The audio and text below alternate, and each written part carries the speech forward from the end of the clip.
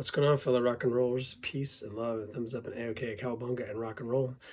Guess what? We're going to be doing what's in this subject line, learning about a power chord. What is a power chord? Now, a power chord you might think could be something you plug into the wall, right?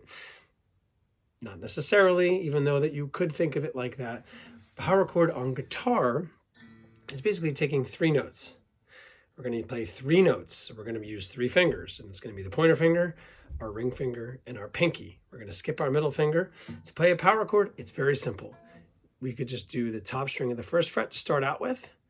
You skip a fret, and then you come to the third fret. So if you're on the first fret, you skip a fret, go all the way to the third. You come to the second and third strings from the top. On the third fret, you hold all three of those down. You play just the strings that you're holding down.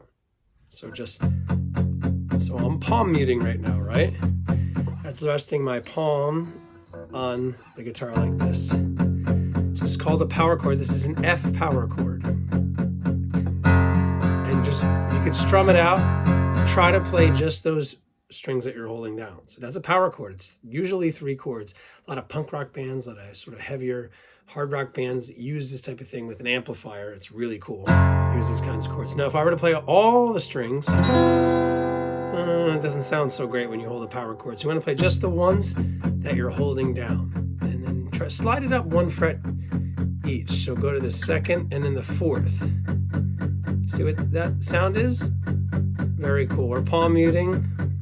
Go to the third and fifth. Just play those strings you're holding down.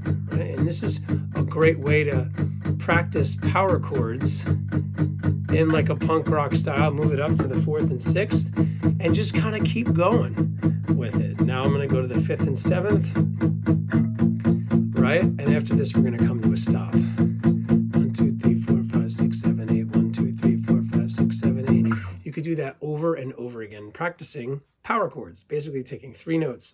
You could even do this on the second string from the top. If you were to play the second string from the top on the first fret, and then go to the third and fourth strings from the top on the third fret. Remember, you skip a fret in the middle, first and then third.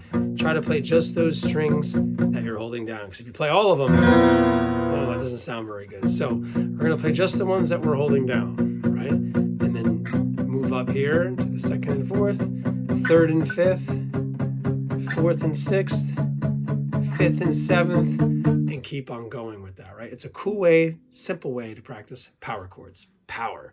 And with an amplifier, it really starts to get sounding full, round, robust sound on your acoustic guitar or your electric if it's plugged in. So that's power chords. Basically, three notes to a chord, right? Punk rock, heavy type of bands do this.